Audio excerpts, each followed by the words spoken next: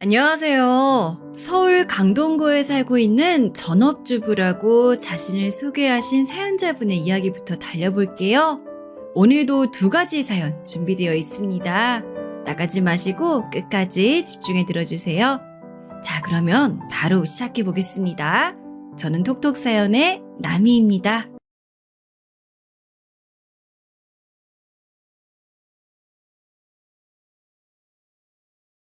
안녕하세요. 제 이야기를 한번 나눠보고 싶어서 사연을 신청합니다. 전 남편이 삼형제 중에 막내입니다. 그러니까 제가 시댁의 막내 며느리로 시집을 간 건데요. 형제들의 나이 차이가 첫째하고 둘째는 2살 차이인데 둘째하고 셋째는 8살 차이예요. 제 남편이 늦둥이라고 볼 수 있는 자식이었죠. 제가 정말 신기하다고 생각했던 게 두 부부의 관계예요. 큰형님, 작은 아주버님, 작은 형님, 이렇게 셋이서 친구입니다. 각자 결혼 전부터 서로 잘 알고 지냈던 동갑 친구인 거예요. 그러니 친할만 하죠. 제 입장에선 약간 긴장할 만했고요. 제가 여자들 사이에 서열에 약삭 바른 사람은 절대 아니었으나 형님들의 인상을 처음에 딱 보자마자 만만치 않다는 느낌을 받았어요. 친구 사이라서 그런지 두 사람 다 똑같은 곳에서 눈썹 문신을 한 듯 했어요. 입은 옷 스타일도 비슷했고요. 무엇보다 사람을 위아래로 흘겨보는 눈짓. 그 버릇이 똑같아서 정말 놀랐습니다. 저를 보며 미소를 지어주곤 있는데 어딘가 입은 웃지만 눈은 안 웃는 듯한 느낌? 그런 인상을 받아서 전 내가 정신 차려야겠다 이 생각을 딱 했었어요. 왜 연애할 때 남편이 저에게 지나가는 말로 자기는 형수님들이 어렵다고 했는지 알 것도 같았고요. 아무튼 형님들은 가까운 사이만큼 무척 친했지만 반대로 그렇기 때문에 종종 싸우기도 했습니다. 감정들이 상해서 서로에게 삐질 때가 잦았죠. 뒤지고 볶고 났을 때면 꼭 저에게 와서 각자의 욕을 하였어요.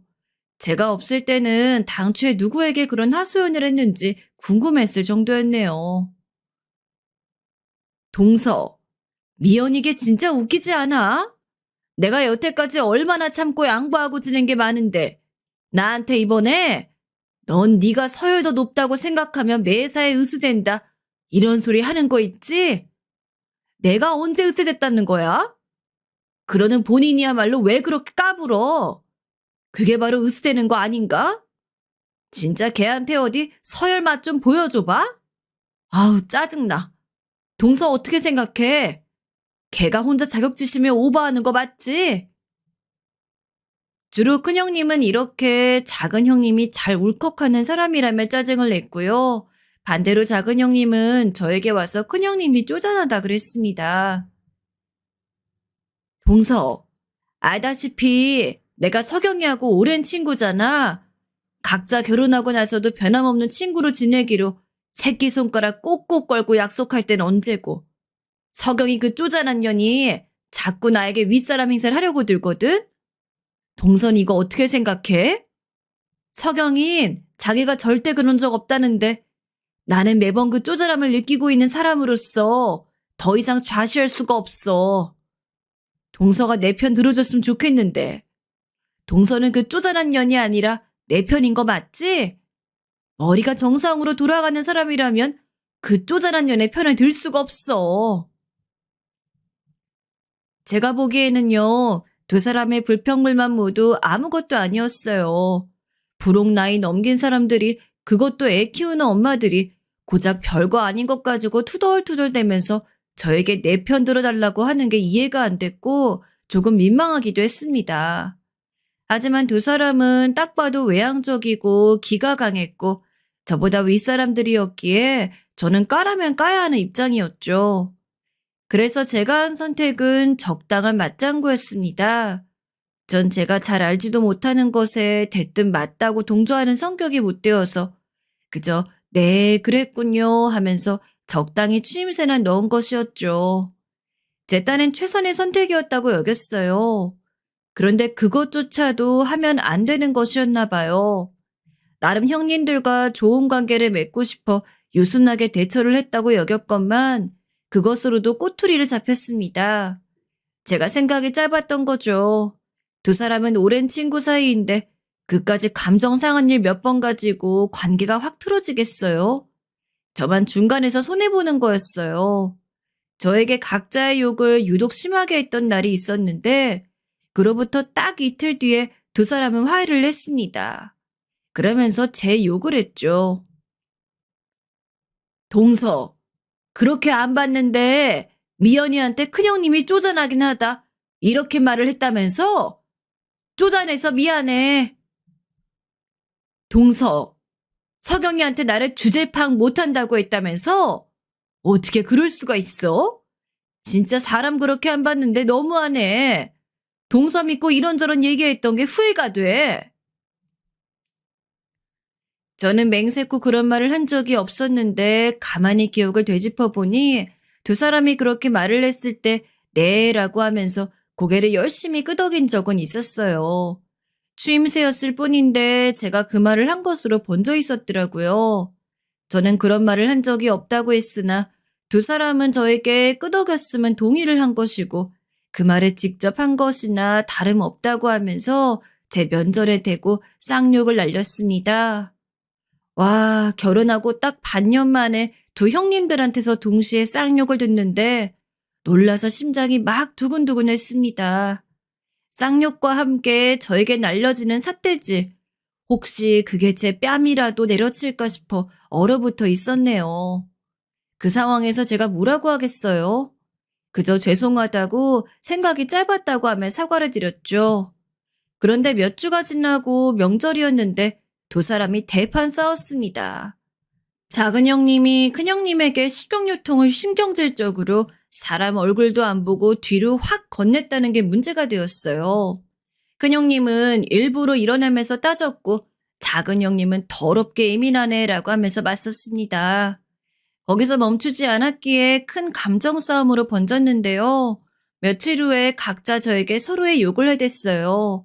저는 그저 화 푸세요라는 정도로 맞장구를 쳐드렸는데 두 사람이 또 화해를 하더니 그다음부터는 한동안 머리를 맞대고 제 쪽을 향해 수근수근거리면서 자기들끼리 제 욕을 하는 듯 했습니다. 그때서야 제가 깨달은 거예요. 아, 저분들은 상습이구나. 단발성이 아니라 앞으로도 계속 저러겠구나. 난 무조건 가만히 있어야겠다.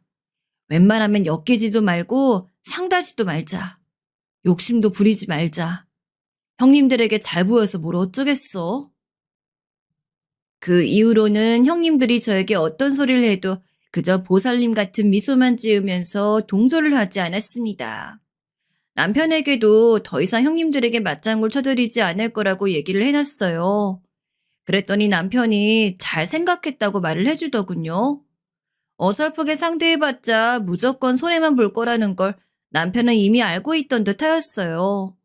형님들이 무슨 하소연을 하시든 가만히 있었더니 시간이 지나니까 저를 슬그머니 멀리 하더라고요.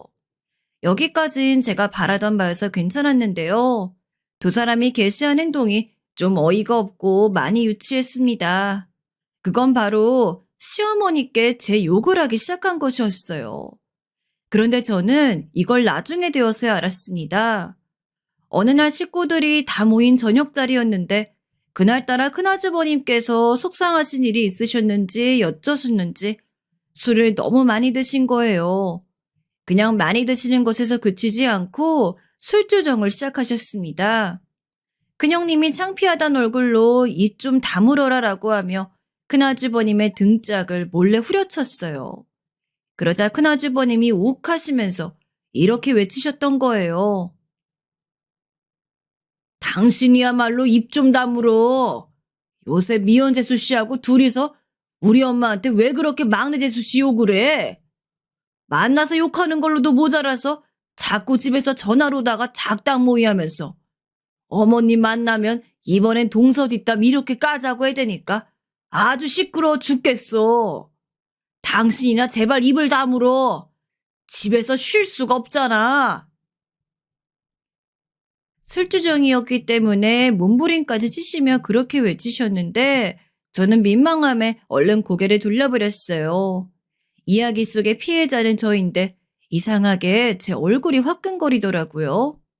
그동안 시어머니께서 저에 대한 안 좋은 내용들을 어떤 걸 들으셨을지 감도 안 잡혀서 심장이 떨리기도 하였고요.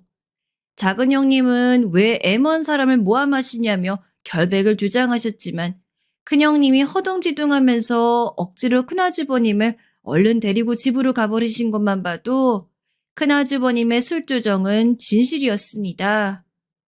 왜 저런 학생 때나 할 법한 치기 어린 짓들을 하시는 형님들을 둬야 하는지 제 신세가 갑자기 막막하게 느껴졌고 시어머니께선 이 상황을 어찌 보실지 궁금해졌어요. 슬쩍 시어머니 쪽을 바라봤는데 표정으로 봐선 무슨 생각을 하는지 모르시겠더라고요. 생각해보니까 그간 시어머니께선 저에 대한 욕을 들으셨단 티를 전혀 내신 적이 없었어요. 결혼하면서 전 형님 두 분에 대해서 만만치 않다는 인상을 받았으나 반대로 시어머니에게서는 인자하고 고우시다는 인상을 받았거든요. 그런데 그 첫인상들이 다 맞아떨어진 것이었던가 봐요. 아무래도 며느리 된 입장에서 시어머니가 어려웠기에 너무 조심스러운 마음이 앞서 제가 먼저 시어머니께 다가가거나 뭐를 청하질 못했어요. 하지만 형님들 그 두 사람이 제 뒷담화를 엄청나게 시어머니께 퍼다 날랐음에도 아무런 티를 내지 않으셨다는 걸 알고부턴 이상하게 제 마음이 부드럽게 풀어졌습니다. 시어머니께 먼저 다가가는 며느리가 되고 싶어졌어요.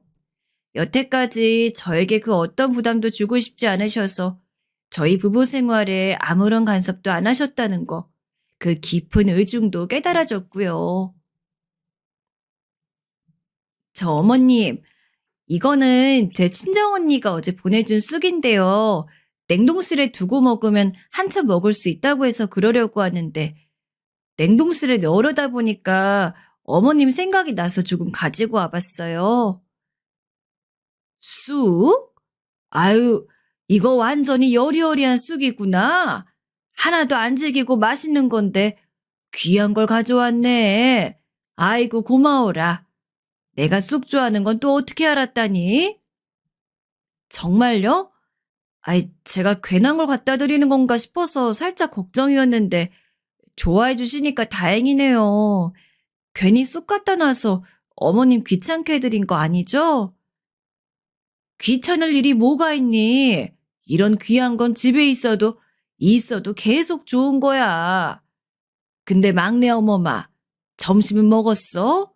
시계 보니까 얼추 점심때인데. 아니요. 오전에 집안 청소할 게 좀 있어서요. 그거 청소하고 받은 쑥 정리하고 그러다 보니 점심은 아직 못 먹고 왔는데. 왜 물어보세요? 아, 혹시 저 챙겨주시려는 거면 괜찮아요. 저 집에 가서 먹어도 돼요. 냉동실 들어가기 전에 싱싱한 거 먹으면 더 맛있어서 그러지. 가만히 있어봐라.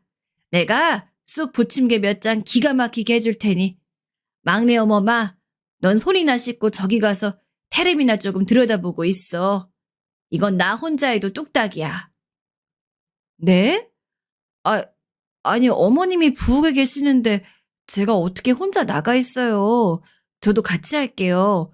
저는 양념장이라도 만들까요? 아니야. 양념장은 이미 해놓은 게 있어. 간장은 자작하게 조금만 넣고 양파하고 마늘로 물어낸 건데 엊그제 해놨으니 마침 오늘부터 먹으면 맛이 아주 잘 들어있겠네. 그거 꺼내서 같이 먹자. 입맛에 맞으면 네가 집에 싸가도 되고. 우리 막내 어머니 먹을 복이 있네. 처음에는 저를 대뜸 막내 어머니라고 부르시는 게 너무 어색했고 별로 좋지 않았는데 어느새 정겹게 들렸습니다. 시어머니께서 제 남편을 막내야 이렇게 부르셨기 때문에 자연스레 제 호칭에도 막내란 글자가 들어간 건지도 모르겠어요. 그날 쑥부침개를 시어머니와 단둘이 마주 앉아서 먹었는데 불편하지 않아서 저 스스로도 신기했어요. 제가 너무 지레짐작으로 겁을 집어먹고 쓸데없는 걱정들을 해왔구나 싶어서 시어머니께 죄송한 마음도 들었습니다. 쑥 부침개 너무 맛있다고 저도 요리를 앞으로 더 배워보겠다고 남은 2장 싸주신 건 꼭 남편 퇴근하면 다 주겠다고 했더니 시어머니께서 너 먹어도 된다고 하셨습니다. 그냥 꾸벅 인사하고 돌아섰는데 집으로 돌아오는 길에 시어머니 말씀을 생각해 보니 괜스레 코가 시큰거렸어요. 현관 앞까지 절은 배웅 나오셔서 손을 흔들어 주셨던 모습도 아른거렸고요. 제가 품에 안은 쑥부침개가 꼭 시어머니의 마음처럼 따뜻했습니다. 시아버지께선 이미 돌아가시고 안 계셨어요. 제가 남편하고 연애한 지 얼마 안 되었을 때 일이었네요. 그렇게 배우자를 떠나보내시고 시어머니께서 홀로 댁에 계시면서 외로우실 거란 생각을 처음 해봤습니다. 저녁상에 쑥 부침개를 올리고 제가 시어머니 이야기를 꺼냈는데 남편도 그 생각을 하고 있었는지 고개를 떨구더라고요. 그런데 자기 딴엔 스스로 막내라서 나름 애교도 있다고 생각했지만 아들이라서 그런지 성격 자체 때문에 그런 건지 시어머니께 어떤 위로를 해드려야 할지 몰라 시아버지께서 돌아가신 이후로 계속 고민을 하고 있었다네요. 괜히 이런저런 위로를 한답시고 시어머니께 행동했다. 상처만 후벼 팔까봐 걱정도 된다고 하였고요. 우리 엄마가 워낙 사람 좋으신 분이어서 진실한 관계를 맺고 사시는 친구분들이 몇 계셔. 그런 친구분들 계시니까 우리 엄마가 너무 힘들거나 외롭지는 않으실 거라고 난 애써 그렇게 생각을 하는 중이야. 그리고 형들도 있는데 내가 뭐라고 나서겠어. 글쎄요. 남편은 그렇게 말을 했지만 제가 보기에는 아주버님들이 썩 그렇게 후자들은 아닌 듯 보였습니다. 형님들은 본인들끼리만 똘똘 뭉치기 급급했으니 말할 것도 없었고요. 쑥 부침개를 먹었던 그날 이후로 전 시어머니께 용기를 내어 아무 용건이 없을 때도 종종 찾아뵈었어요. 저는 동네에서 짧게 일하는 아르바이트를 하고 있었기에 시간을 내기 좋았거든요. 시어머니를 겪을수록 제가 알게 된 점은 정말 좋은 시어머니시라는 것이었어요. 가장 그렇게 느꼈던 부분은 며느리 서열대로 딱 옳게 대해주시는 태도였습니다. 집안일로 의견을 구할 때 시어머니께선 가장 먼저 큰형님에게 연락을 하셨고요. 그 다음으로는 작은 형님이었고 마지막이 저였어요.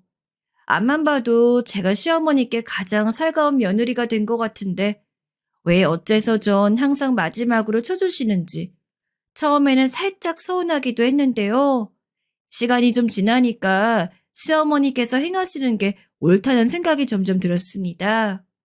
서열대로 며느리들을 존중해 주시는 게 가장 좋은 방법 같더라고요. 그래서 전 더욱 형님들이 이해가 안 갔죠. 뻔히 어머님께서 나보다 본인들에게 더 대우를 잘해주시는 걸 알면서도 왜 불평불만을 품을까? 뭐가 마음에 안 들어서 두 사람은 자꾸 저러는 걸까? 형님들은 저를 향해서 얌전한 고양이가 먼저 부뚜막에 올라간다며 조롱을 하였습니다. 시어머니와 함께 시간을 보내드리는 막내 동서가 집안에 들어온 거면 본인들에겐 오히려 잘된 일 아닌가요? 두 사람은 각자의 시간을 몹시 중요하게 여기는 사람들이라 정확한 용건이 없으면 시댁에 발을 안 붙였거든요.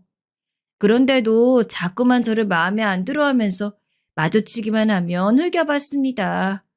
차라리 두 사람 사이에 잘못 끼어 낭패를 봤을 때가 마음은 덜 불편했던 것 같더라고요. 이런 고민을 남편에게 말했더니 머리 아프단 반응을 보였어요. 남편은 제가 예상한 것보다 훨씬 자기 형들과 형수들을 어려워하고 있었습니다.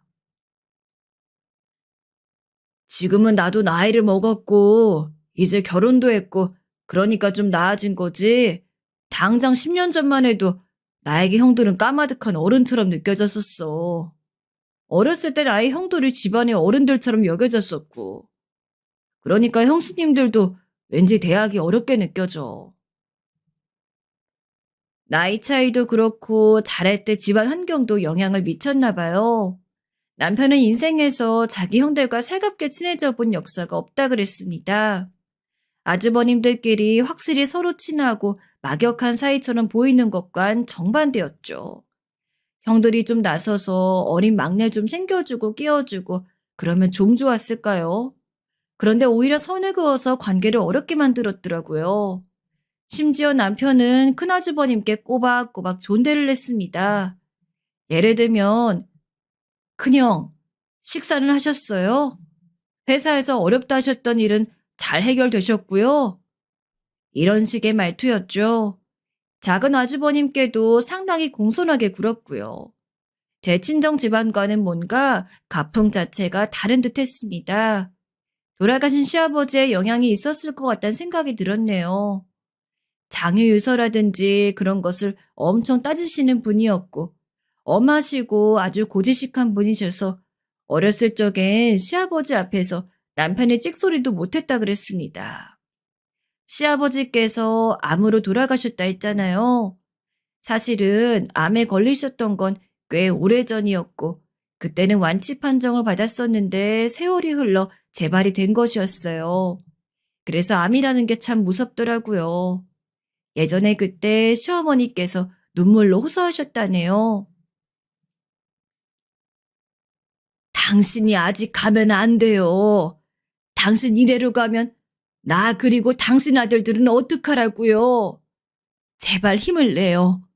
내가 당신 곁에 꼭 붙어서 낫는 거 볼 테니까. 그러시면서 죽기 살기로 매달려 간병하셨다고 합니다. 그리고 시아버지께선 그때 암을 이겨내셨던 것이고요. 시간이 흐르고 시아버지께선 다시 찾아온 암으로 영원한 작별을 앞두고 계셨습니다. 오늘 내일 하신다는 이야기를 듣고 저는 남편과 함께 병원으로 향했었어요. 온몸이 파리해지신 채로 다만 눈빛만은 선명하게 내신 채 누워 계신 시아버지, 그때 처음 뵈었습니다. 조심스럽게 인사를 드렸는데 시아버지께선 저를 빤히 쳐다보더니 이내 시어머니를 힐끗하시며 말씀하셨죠. 우리한테 딸이 있었으면 꼭 저렇게 생기지 않았을까 싶은데 저희가 우리 막내와 결혼할 이인가? 당신 우리 집안 막내 며느리 앞으로 잘 이끌어 주시오. 네, 그럴게요. 꼭 그리할 테니 걱정 말아요. 당신 고생 많았어요. 이날 이때까지 잘 버텨줬어요. 내가 우리 자식들 또 며느리들 잘 다독이면서 살아갈게요. 시어머니께선 그렇게 답하시며 환하게 웃으셨고 그때 저는 인자하고 고우시단 첫 인상을 받았던 거예요. 그 자리는 시어머니를 처음 뵙는 자리이기도 했으니까요. 지금 생각하면 희한합니다. 처음이란 자리가 그런 자리였다는 것도 그렇고 시아버지께서 대뜸 저를 당신의 막내 며느리로 내정하시질 않나. 시어머니께선 약조를 하시질 않나. 마치 운명 같았던 듯 싶습니다. 당신이 그렇게 웃으니 천사가 나를 마중 나온 것 같으네. 내가 잘한 것도 없는데 천국 문턱을 넘을 수 있을까? 작게 중얼거리시던 시아버지께선 그 직구 숨이 차서 산소 호흡기를 다셨고 이튿날 새벽에 숨을 거두셨습니다. 당시에는 그냥 흘러넘겼는데 장례식장에서 한산한 틈을 타 시어머니께선 시아버지의 영정사진을 어루만지며 이렇게 말씀을 하셨어요. 처음에 암 선고 받았던 그때 이겨내고 나서 당신도 사람이 많이 바뀌었었죠. 세상을 바라보는 눈 자체가 그때부터 어쩌면 달라졌던 것 같아요. 그리고 나도 마찬가지예요. 인생의 가치를 드러나는 것에만 두지 않고 남은 시간 그렇게 살다 당신 곁으로 가렵니다. 분명히 그런 말씀을 하시는 걸 제가 우연히 목격했는데 그때는 별 대수롭지 않은 내용으로 생각했었어요. 시간이 한참 지나고 나서야 뭔가 아하 그래서란 느낌이 들었지요. 아무튼 전 시아버지를 보내드린 이후부터 천천히 남편과 결혼 이야기를 주고받기 시작하며 결실까지 맺었던 건데요. 만약 시아버지란 계기가 없었다면 어쩌면 저는 남편과 결혼하는 게 힘들었을 수도 있어요. 왜냐하면 제 친정의 상황이 많이 좋지 못했기 때문입니다. 원체 가난했어요. 제가 태어나기 직전까지만 해도 그럭저럭 먹고 살았다고 하는데 친정아빠가 보증을 잘못 써시는 바람에 가세가 기울다 못해서 박살이 났습니다. 친정엄마 당시의 심정을 표현하실 때 그냥 혀 깨물고 죽는 게 나을 것 같았다고 이렇게까지 말씀을 하셨고요. 가난을 뒤집어 쓰고 살게 된 거. 그 자체도 억울하고 힘들었지만 친정아빠가 믿었던 지인에게 배신을 당하시고 주변에선 아무도 도와주지 않은 채 등을 돌리고 이런 상황들이 더 가슴 찢어지게 힘드셨다고 해요. 그런 괴롭고 힘든 상황에서 태어난 자식이 바로 저였어요. 친정엄마가 마음고생하시느라 임신 사실도 모르셨다 뒤늦게 아셨다고 합니다. 원래 같았으면 배가 눈에 띄게 나오고도 한참 지났을 시기였는데 그러지 않았다고 해요. 아이를 더 낳을 형편이 못 되니까 친정엄만 안 좋은 선택을 하실 생각도 있으셨고요. 그때 병원에서 태아가 엄마의 상황을 알고 일부러 안에 숨은 것 같다는 식으로 말을 해준 거예요. 그 소리 듣고 나니 도저히 뱃속에 저를 저버리실 수가 없어. 그때부터 친정엄만 저를 배로 품으신 것뿐만 아니라 마음으로도 품기 시작하셨던 거죠. 가난하고 힘들었기에 친정 집안은 가풍이니 뭐니 그런 것도 없었습니다. 하루하루가 생존이었어요. 친정의 오빠와 언니도 결혼한 이후 계속 허리띠를 졸라매며 살고 있는 실정이었기에 형편은 넉넉하지 못했죠. 전 원래 사무직으로 일을 하다가 조금 버는 것에 만족하다간 큰일이 갑자기 닥쳐왔을 때 전혀 대비가 안 될 것 같다는 생각을 하게 되어 공장으로 들어갔었어요. 힘든 교대 근무에 만성 피로가 쌓여갔고 집중력이 흐려져서 그런지 어느 날 작업장에서 넘어지는 바람에 오른팔을 크게 다쳤어요. 일을 그만둬야 했고 우울해져 있을 때 건너 지인의 소개로 남편을 만났던 거예요. 남편은 저에게 늘 무리하지 마라 이렇게 말해주는 사람이어서 제가 위안을 받았습니다. 시댁은 아주 유복하진 않아도 먹고 살 걱정 정도는 없는 집안이었죠. 두 아주버님 내외도 알아서 각자 잘 살고요. 제 친정보다 훨씬 상황이 나은데 제가 맨몸으로 시집을 가게 돼서 겉으로는 아닌 척했으나 속으로는 많이 캥겼고 죄스럽기까지 했습니다. 그런데 참 결혼하길 잘했단 생각이 드네. 결혼하고 초반에 형님들 때문에 알게 모르게 마음고생도 하고 방향을 잡지 못했는데 이젠 어머님을 의지하고 있어서 그런가? 조금도 결혼 생활이 어렵다고 생각도 했지 않아. 우물쭈물했던 모습들을 이제 다 버렸으니 어머님께도 더욱 좋은 며느리가 되어드려야지. 생각처럼 행동이 안 나갈 때도 있었으나 그래도 저는 최선을 다했습니다. 사실 시어머니께서 겪으면 겪을수록 좋으신 분이라 전 힘을 드릴 것도 없었네요. 안부 전화 드릴 때면 꼭 너 바쁠 텐데 이렇게 서두를 꺼내시는 분이셨죠. 막내하고 너하고 둘이 이번에 같이 감길 알아서 내가 얼마나 걱정이 됐는지 모른다. 이젠 좀 괜찮나? 목소리 들으니까 확실히 나아진 것 같긴 한데 반찬 같은 거 내가 더 못 챙겨줘서 어찌나 미안한지 몰라. 어머님, 일전에도 겉절이하고 마른 반찬 3개도 보내주셨잖아요.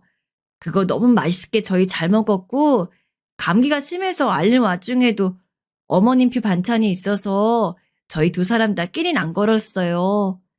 저도 분발해서 반찬 더 잘해야겠다는 생각이 들더라고요. 고생해서 안 보내주셔도 돼요. 저희가 알아서 잘해야죠. 알아서 잘할 거라는 거 아는데 그래도 내 눈엔 어쩜 막내하고 막내 어멈하고 둘은 애들처럼 보일까 몰라. 내가 막 계속 챙겨주고만 싶어. 시어머니 당신의 건강도 성치 못했어요. 저희 부부야 뭐 젊으니까 심하게 감기를 앓아도 낫고 나면 그만이었죠. 하지만 결혼하고 나서 느낀 점은 나이 드신 분들에겐 확실히 시간의 흐름이 달리 간다는 것이었습니다. 제 친정 부모님도 그러했지만 시어머니의 건강이 하루하루 다르다는 게 느껴져서 그럴 때마다 마음이 아팠어요. 그런데 당신의 몸에 잔고장이 나는 게 잦아질수록 시어머니께선 더 힘을 내서 적극적으로 움직이고자 하셨고 자식들과 며느리들을 자꾸만 살펴보고 싶어 하셨습니다. 알아서 잘 살게 두는 것이 그 편인 당사자들에게 가장 편할 것 같아 그렇게 지내왔는데 점점 몸이 예전 같지 않은 것이 느껴지니 자식들과 며느리들을 한 번이라도 더 가까이 들여다보고 싶어졌다 그러셨어요. 저한테뿐만이 아니고 시어머니께선 한결같이 형님들을 향해서도 잘 해주셨습니다. 두 사람이 친구인 만큼 자주 싸운다 그랬죠. 제가 그 하소연을 외면했더니 기어이 제 욕을 시어머니께 해댔던 두 사람은 시간이 지나자 서로의 욕을 이젠 시어머니께 토달거렸어요. 그런 걸 시어머니께서 묵묵히 들어주시고 두 사람을 각자 현명하게 달래주셨습니다. 그걸 지켜보면서 전 정말 대단하신다는 생각이 들었어요. 제가 발치도 못 따라잡은 만큼 대처가 정말 현명하시더라고요. 큰형님의 친정 여동생이 등산하다 크게 다치는 사고가 나서 한 번은 난리도 아니었는데요. 그때도 시어머니께서 물심양면으로 애를 써주셨습니다. 큰형님과 작은 아주버님, 작은 형님이 모두 친구 사이인 만큼 그 친정 여동생분하고도 다들 원래부터 알던 사이였거든요.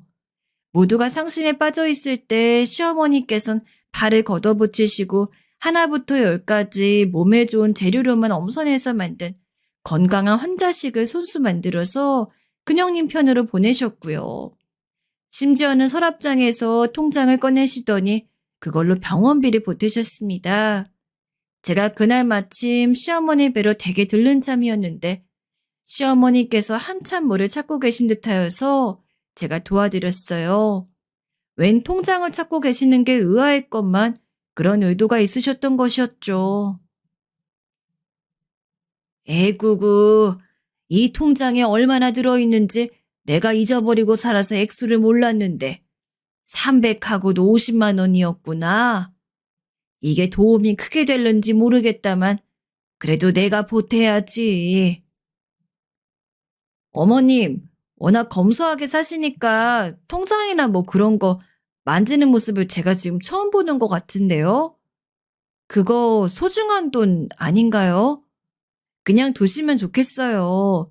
300만 원 정도는 저희 부부가 마련할 수 있으니까 저희한테 맡기시고요.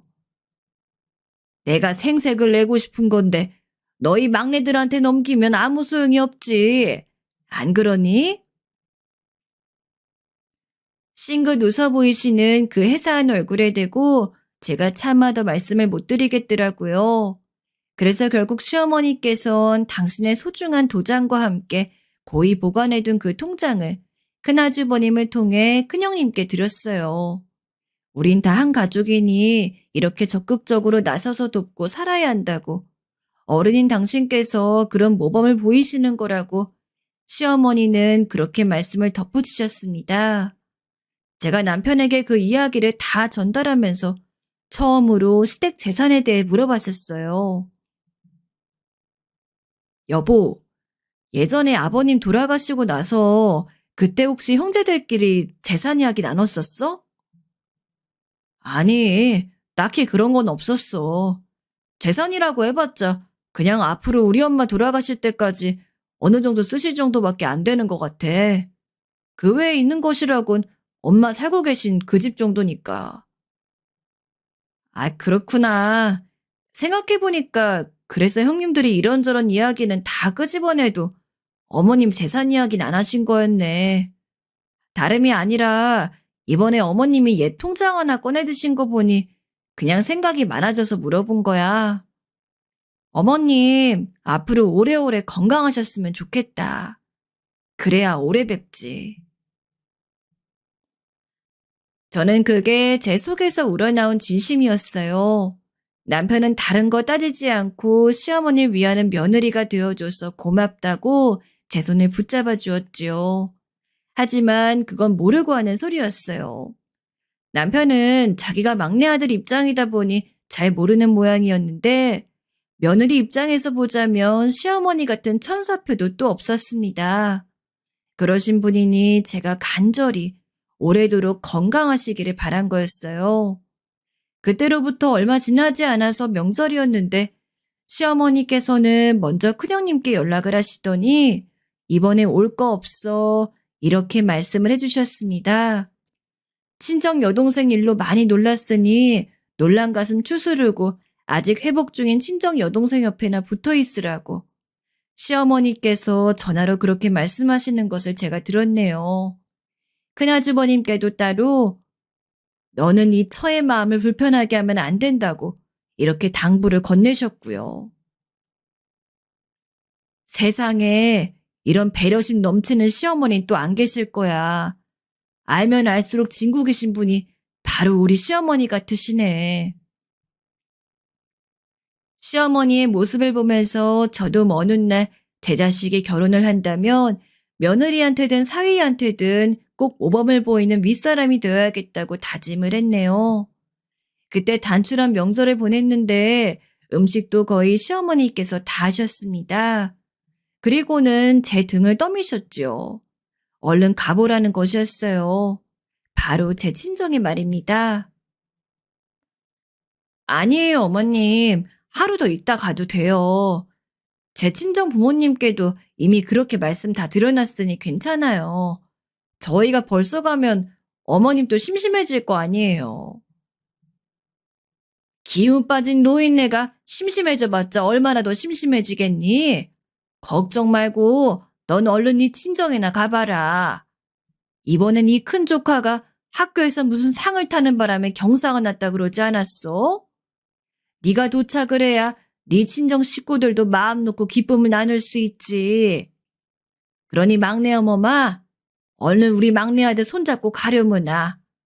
친정에 다 도착해서 사고 안 나고 잘 도착했다고 나한테 문자나 한 통 넣어놓으면 돼. 나 아직 눈 밝아서 휴대폰도 잘 본다. 사실 그때 큰 조카의 일 말고도 제 친정엄마가 갑자기 무릎 통증을 크게 느끼기 시작하셨다 그러셔서 걱정이 되고 있었는데 명절인 김에 당장 친정에 빨리 가고 싶었지만 시어머니께 도부터 지켜야 한다고 봤거든요. 그런데 시어머니께서 저를 꿰뚫어 보시고 제 등을 떠밀어 주신 거예요. 얼마나 감사했는지 몰라요. 친정에 가서 이 이야기를 하니까 식구들이 다들 저보고 네가 결혼 자리 하나는 잘 봤다면서 시어머니께 감동했습니다.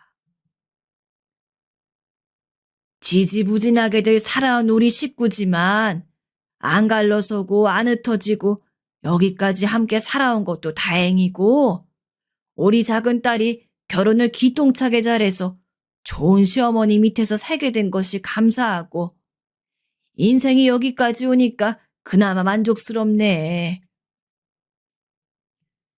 친정엄마가 밤중에 베란다에 나가셔서 아픈 무릎을 매만지며 그렇게 말씀하셨을 때 전 왠지 눈물이 나올 것 같아서 옆을 못 쳐다보고 애꿎은 달만 쳐다봤던 것 같아요. 이런 순간이 오면 저는 죄스러웠죠. 왜냐하면 잘난 자식이 아니었으니까요.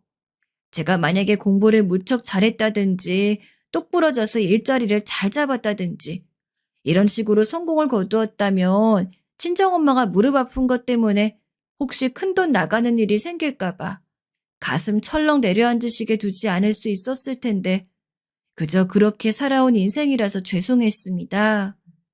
저의 이런 나약한 부분은 속에서만 꽁꽁 감춰두었는데 이런 걸 잘 알아주는 사람이 또 제 남편이었어요. 남편은 언제나 저와 묘하게 공감대가 맞았습니다. 남편에게 기대서 이런저런 제 내면의 이야기를 털어놓던 명절이 지나고 얼마 안 되었던 때의 어느 날이었어요. 믿고 싶지 않은 이야기가 들려왔습니다. 큰아주버님께서 늦은 저녁 남편에게 전화를 주셨는데요. 저와 남편이 도란도란 대화를 나누고 있던 와중이었기에 저도 옆에서 슬쩍 그 통화 내용을 들었지요. 암만 해도 우리 큰일 난 것 같다. 엄마 말이야. 자꾸 정신이 흐릿하고 깜빡깜빡 하는 게 명절 때 너무 무리하셔서 그런 줄로 생각을 하셨다가 병원에 가보셨는데 치매 검사 권유를 받으셨어. 그리고 검사를 받으셨는데 아유, 어쩜 좋냐? 미치겠다. 네? 말도 안 돼요, 큰형. 그게 갑자기 무슨 소리예요? 우리 엄마하고 치매하고 무슨 상관이 있어요? 우리 엄마처럼 정신 또렷하고 똑똑하고 젊은 사람들보다 훨씬 나은 어르신은 얼마 없어요. 나도 그렇게 생각해. 그러니까 정말 큰일 났다는 거 아니겠냐? 여태까지 우리가 엄마의 행동을 치매에 연관짓지 않았기 때문에 전혀 눈치를 못 챈 것뿐이지.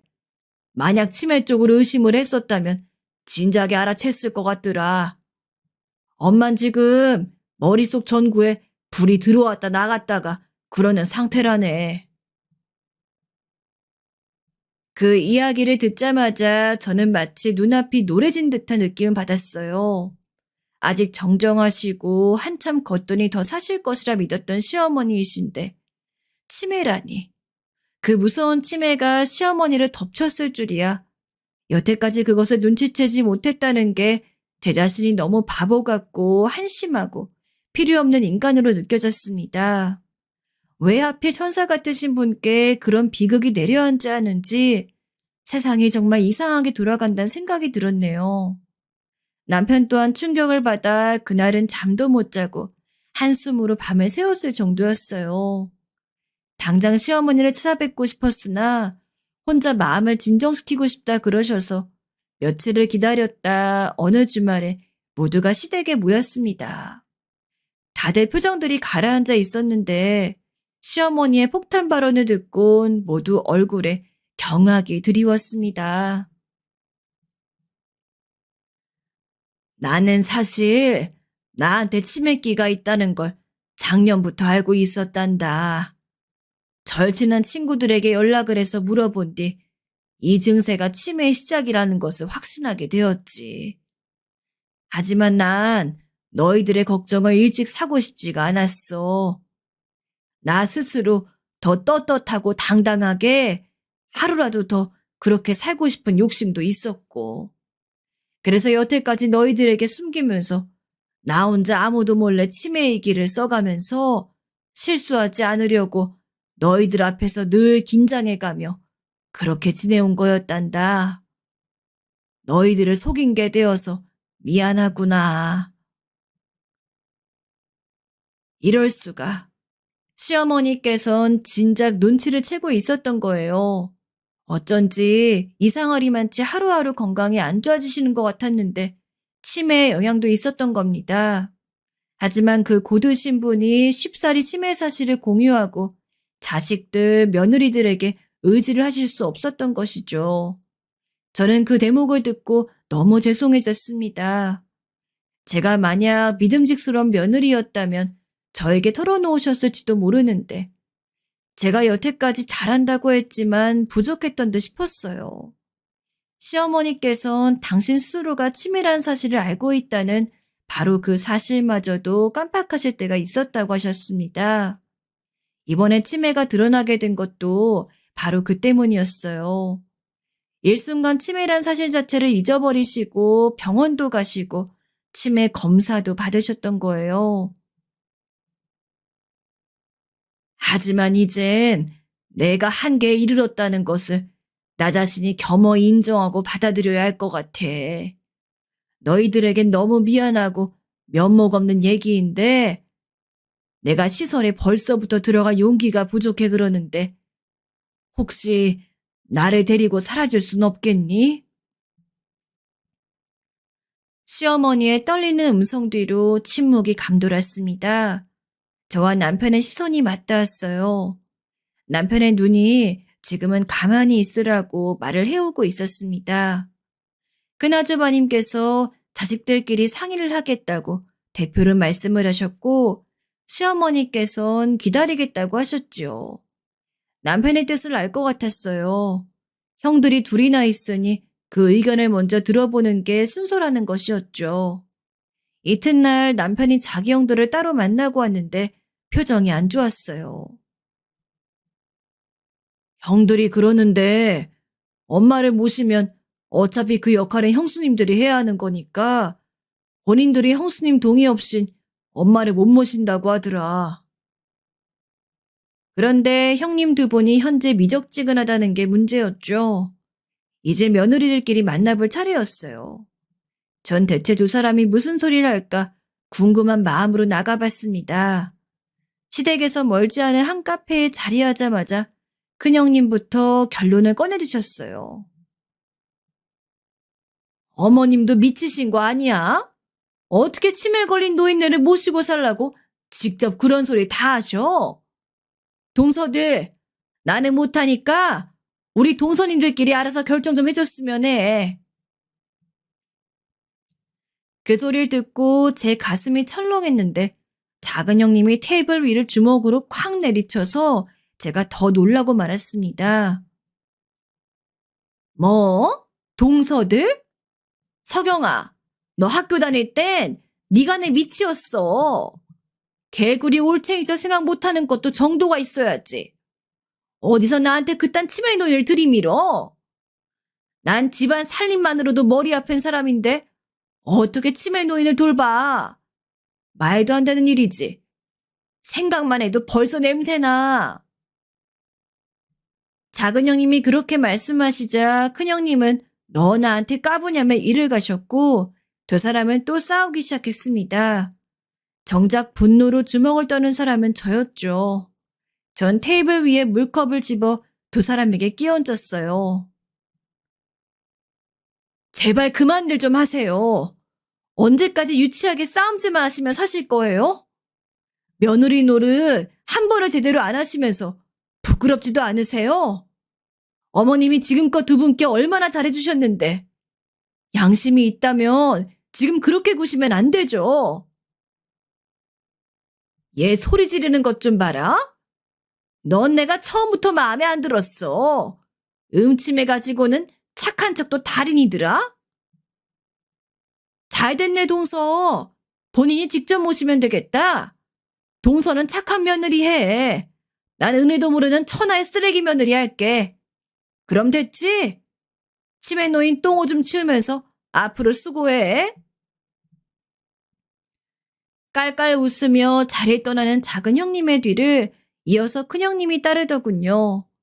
전 힘이 빠져서 털썩 주저앉은 채 결심했습니다. 제가 모시겠다고요. 남편에게 말하자 눈물을 글썽이며 그저 고맙다는 말만 해왔습니다. 그 반응에 알게 되었죠. 두 아주버님들도 남편에게 안 모시겠다고 완강한 뜻을 새로 전해왔더라고요. 시어머니께선 평생을 자식 며느리에게 잘해주셨는데 이런 배신들이라니 이건 도리가 아닌 듯 했습니다. 그래서 저희 부부가 모시게 되었어요. 친정 식구들도 다 찬성했고 필요한 거 있으면 도움 주겠다고 그랬습니다. 시어머니께 다들 진작 고마운 마음들을 갖고 있었기 때문이에요. 막내 어머마, 내가 너한테 미안하구나. 나 때문에 네가 괜한 고생을 하게 됐어. 간밤에도 내가 갑자기 자다 일어나서 헛소리하고 욕실로 가서 물 틀어놓고 밖에 나가겠다고 소리 지르고 네가 얼마나 무서웠을까 싶더라. 너무 미안해. 아니에요, 어머님. 저는요, 어머님이 이렇게 직접 제 눈을 보고 의사 표현을 하실 수 있다는 것 자체가 아직 너무 감사하게 느껴져요. 어머님이 저를 기억하고 계시니 전 하나도 힘들지 않아요. 시어머니께선 입안에서 한참을 기억이란 단어를 곱씹으셨어요. 그러더니 멍하게 베란다에 한참을 앉아 계셨죠. 치매한 증상인가 싶어서 전 걱정이 됐고요. 그런데 그날 밤이었어요. 제가 시어머니 걱정으로 자려고 누웠다가 거실로 나왔고 시어머니께서 계신 방문을 보고 있는데 갑자기 안에서 불이 켜지는 거예요. 일찍 잠드신 분이 혹시 일어나셨나 싶어서 제가 조용히 그 앞으로 다가갔다. 말소리를 들었습니다.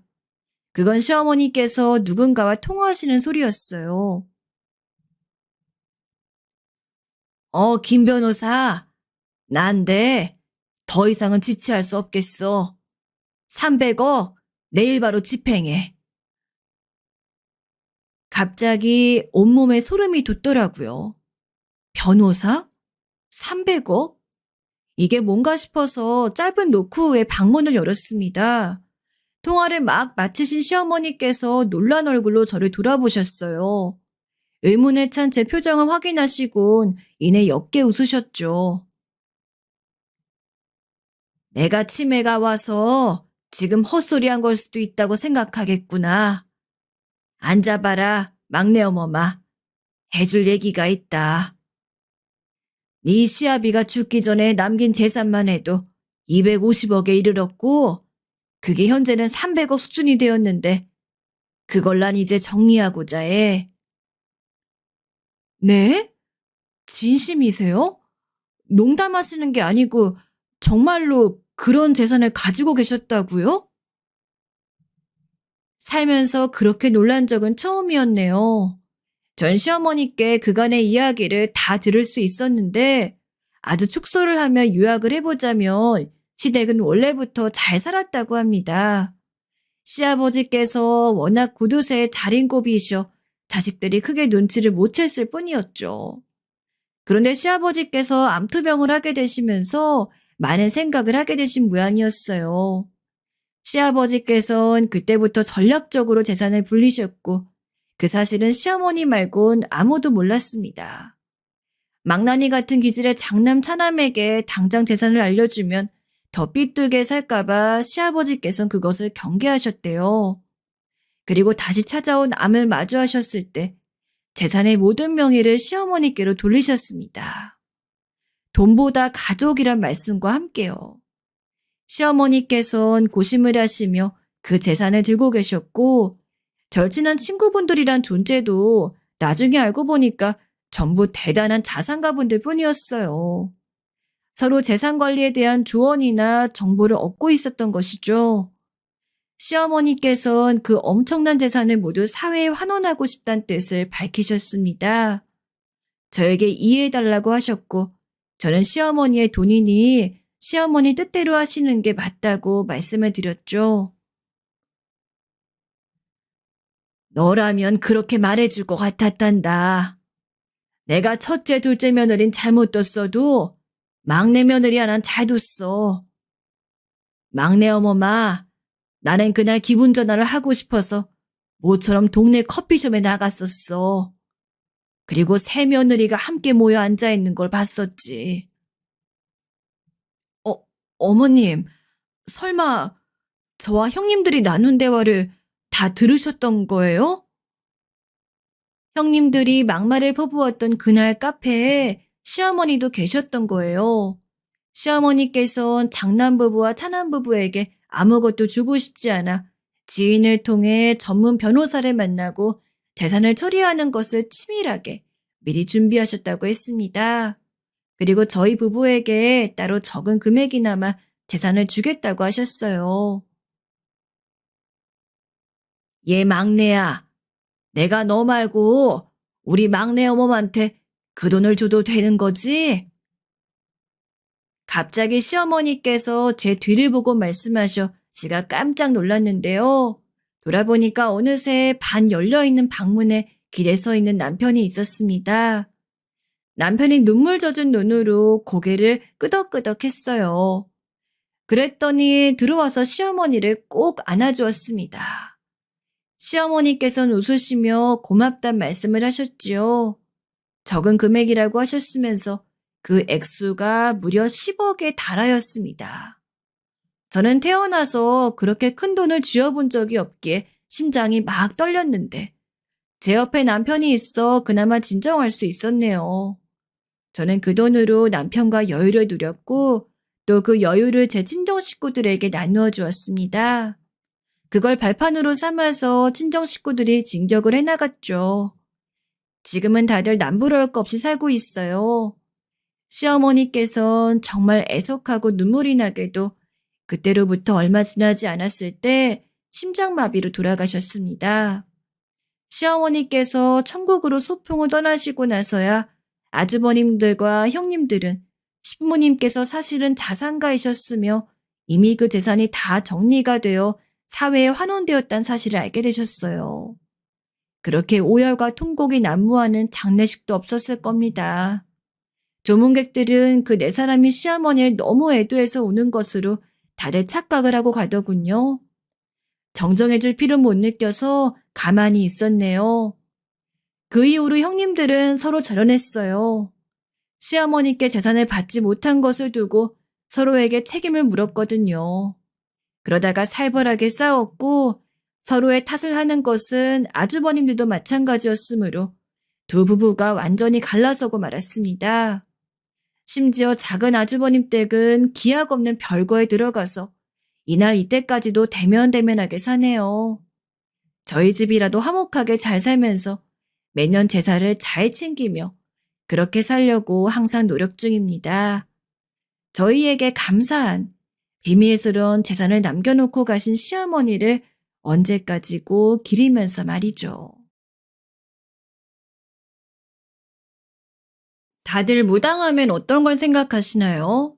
방울을 흔들고 기도를 올리고 무서운 목소리로 호통을 치는 그런 모습을 떠올리시나요?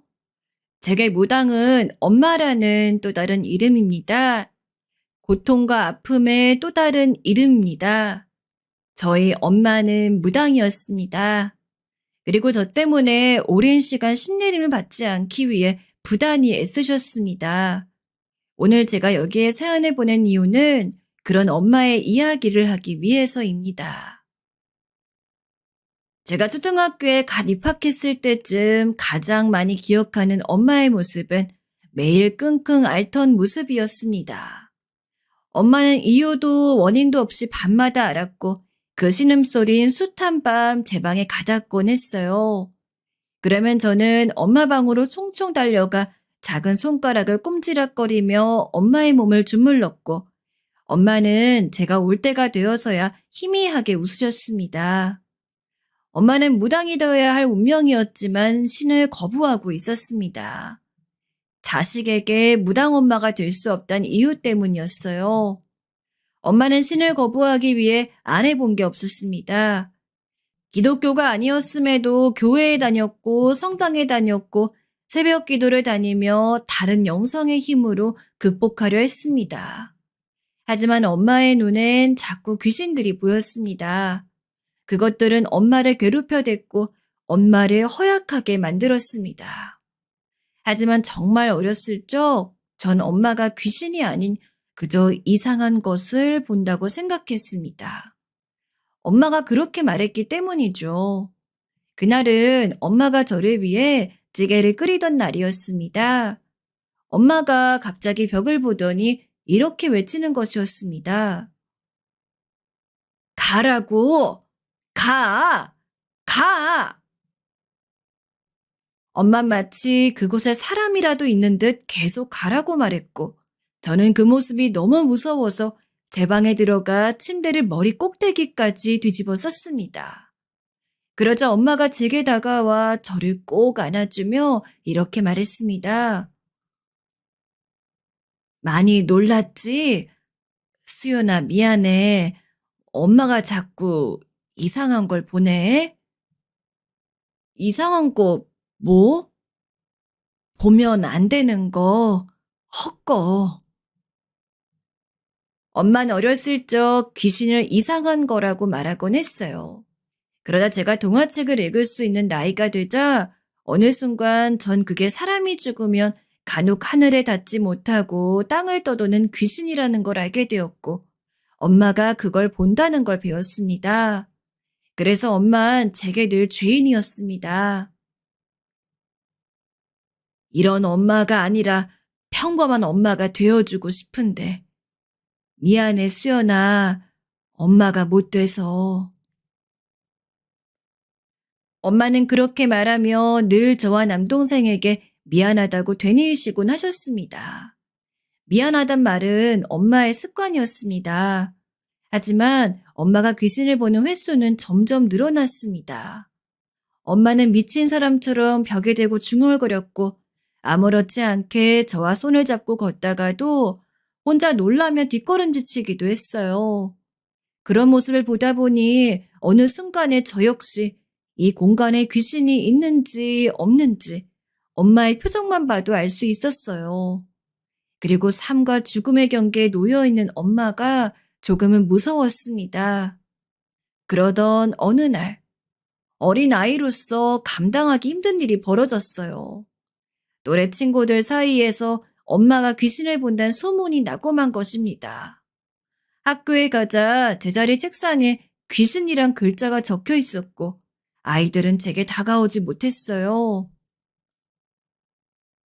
야, 쟤네 엄마 귀신 그거 보는 사람이래. 우리 엄마가 그랬어. 정말? 아, 그럼 쟤도 보는 거 아니야? 아, 우리 쟤한테 가까이 가지 말자.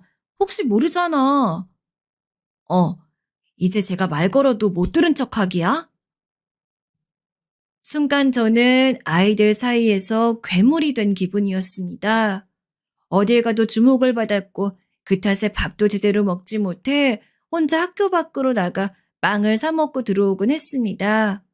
어린 마음에 집에만 돌아오면 펑펑 울었고 학교에 가기 싫다고 엄마의 바짓가랑이를 붙잡았어요. 왜 그러니 수연아? 학교는 가야지. 가기 싫어. 가기 싫단 말이야. 애들이 다 날 무서워한다고, 싫어한다고, 엄마. 결국 제 행동을 이상하게 생각하여 학부모 상담을 갔던 엄마에게 들켜버리고 말았습니다. 엄마는 그날 밤새 구석에서 우셨습니다. 그때도 엄마의 몸은 통증으로 부들부들 떨리고 있었어요. 하지만 저는 그저 이불을 뒤집었을 뿐 아무 대답하지 않았습니다. 마음 한켠으론 엄마가 무섭고 싫고 미웠던 거겠죠. 그러던 어느 날 제겐 또 한 번 겪고 싶지 않은 일이 일어났습니다. 제가 초등학교를 졸업할 무렵이었죠. 어느 날부터 자꾸 머리가 아프기 시작한 것입니다. 너무 머리가 아파서 잠에 들지 못할 정도였어요. 그리고 자꾸 사물이 두 개로 보이고 몸을 가누지 못해 잘 부딪히곤 했습니다. 엄마는 단순한 통증이 아니라 생각하여 제 손을 잡고 큰 병원에 데려갔어요. 저는 무서웠어요. 이상한 큰 기기에 들어가는 것도 무서웠고 환자복을 입은 사람들도 무서웠습니다. 하지만 엄마의 염려 어린 눈길 속에서 모든 검사를 견뎌냈죠. 그리고 검사가 끝나자 의사 선생님께선 저희 엄마에게 말했어요. 뇌종양입니다. 하지만 소아암은 치료 경과가 좋아서 다음 말은 기억에 남지 않습니다. 기억나는 건 제가 수술을 받은 것과 끔찍하고 끔찍한 항암 치료를 받은 것, 그리고 학교에 가지 못한 것들이죠. 전 초등학교 6학년 시절 그렇게 다른 아이들이 운동장에서 뛰어노는 동안 소독약 냄새가 나는 병원에서 생활을 했습니다. 그리고 저희 엄만 저를 극진히 간호하면서도 이것이 혹시 자신이 신을 받지 않아 생기는 일일까봐 노심초사했고요. 저 역시 숱한 날 밤 항암치를 견디느라 이를 꽉 물며 엄마를 원망했습니다. 엄마 때문에 아픈 거라고. 모든 게 다 엄마 때문이라고. 그러나 엄마가 극진히 저를 보살펴주는 모습을 보며 미안해졌어요. 순간 엄마한테 미안해지면서 저는 그간 엄마에게 못된 말한 것들을 엄마 손을 잡고 하나하나 말하며 사과의 말에 중얼거렸어요. 엄마, 미안해. 다신 나 이런 말 하지 않을 거야. 엄마 착한 딸 될게. 미안해. 아니야, 수연아. 이리 와. 엄마는 저를 안아주시며 여러 번 토닥여 주셨습니다. 엄마의 그 토닥임 때문인지 전 그날 밤 울다 지쳐 잠에 들었어요. 그리고 치료가 끝날 즈음 전 무사히 중학교에 들어갈 수 있게 되었어요. 하지만 낯을 가리는 편이고 상처도 많아 그런지 친구를 사귀는 게 너무 어려웠어요. 말 한마디 잘 붙이지 못했고 소풍을 갈 땐 늘 짝이 없어 선생님과 앉았어요. 그러던 어느 날 한 친구가 저한테 웃는 얼굴로 다가왔어요. 아직도 그 친구의 미소가 기억에 남아요. 이름이 수연이야? 예쁘다. 나는 소미야. 우리 좀 이따 같이 매점 갈래? 어? 그러자.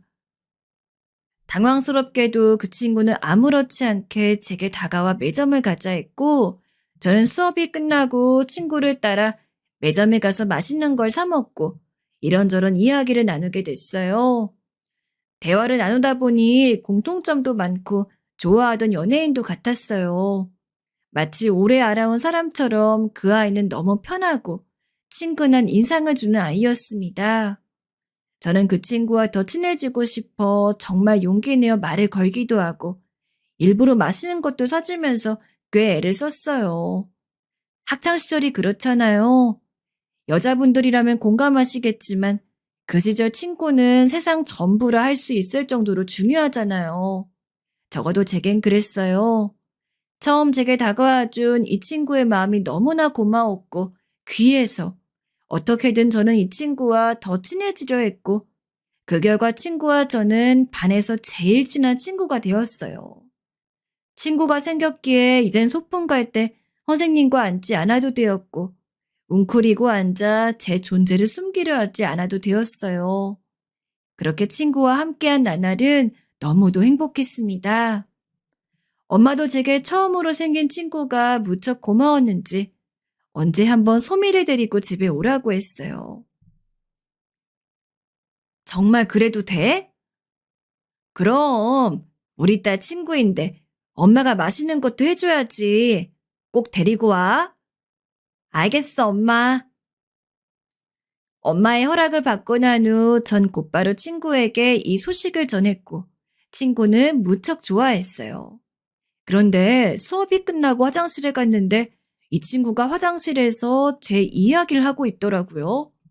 그 대화는 아직도 기억에 남아요. 나 내일 수연이랑 소연이 집 가기로 했다? 너네도 오고 싶으면 와. 수연이 집? 나는 좀 그러네. 안 갈래. 수연이 걔네 엄마 귀신 본다잖아. 초등학교 때부터 완전 유명했어. 그럼 걔도 귀신 보는 거야? 나 저번에 밥 먹다가 걔 혼잣말하는 거 들었어. 진짜? 아, 너무 소름 끼친다.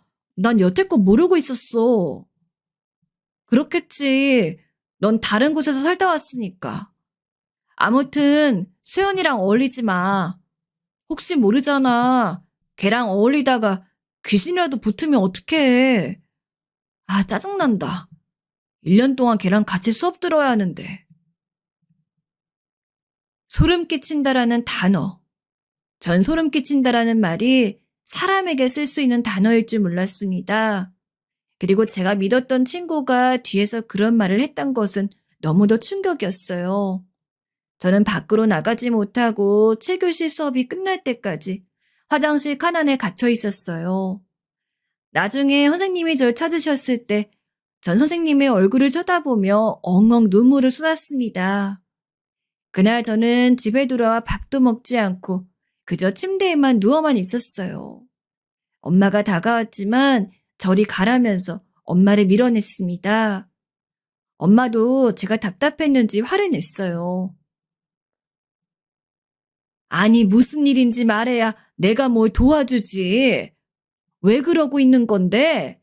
학교 안 갈 거야? 안 가. 안 간다고.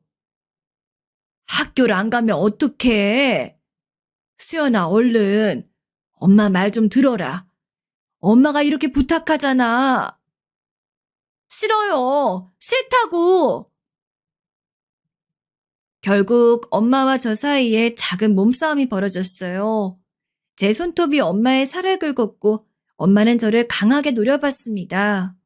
엄마가 급기야 소리를 질렀고 저도 폭발했어요. 왜 이렇게 엄마를 힘들게 해? 나야말로 엄마 때문에 내 인생이 엉망진창이야. 알아?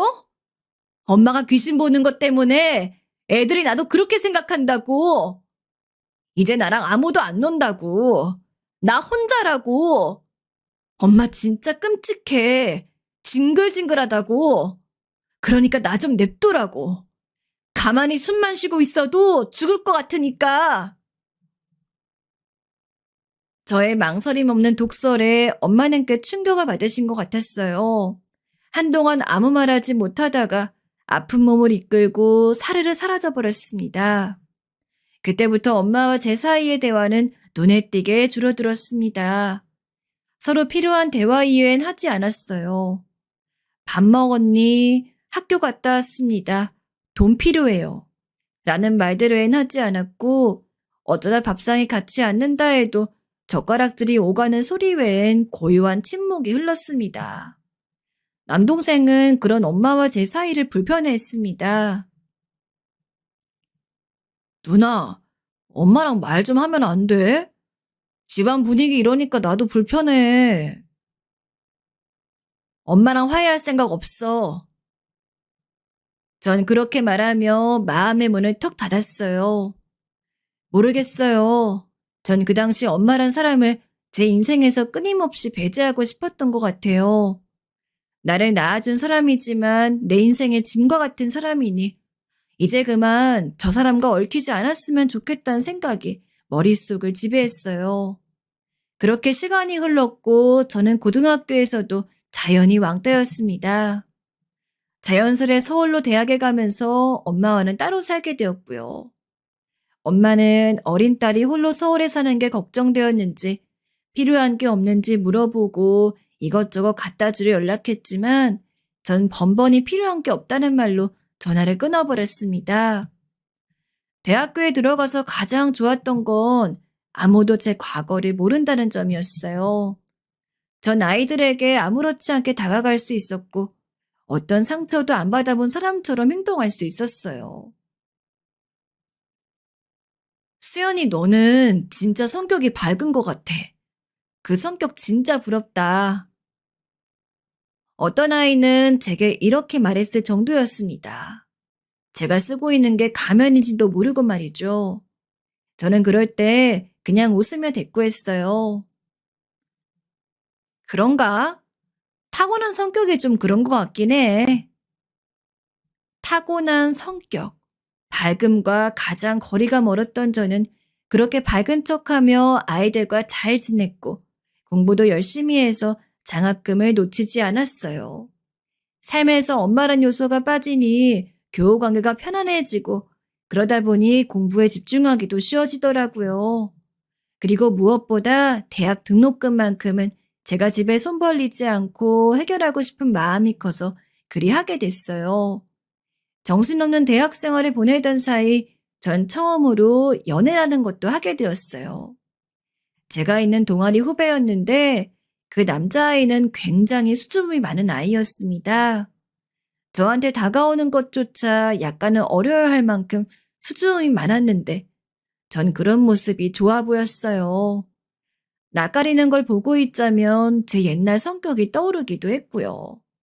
그래서 편하게 다가갔고 누나 동생하며 친하게 지내게 되다 연애까지 이어지게 되었어요.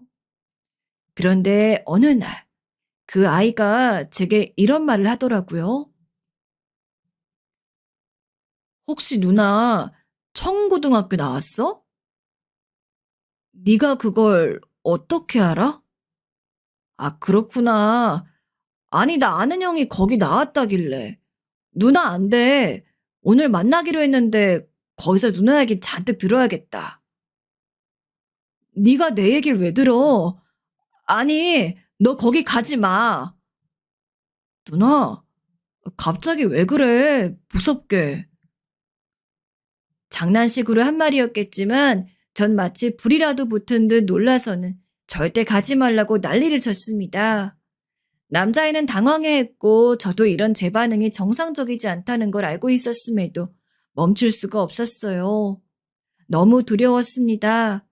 남자애가 제 과거를 알게 되고 그로 인해 대학교에 소문이라도 퍼질까봐 그 악몽이 반복될까 손이 벌벌 떨릴 정도로 무서웠어요.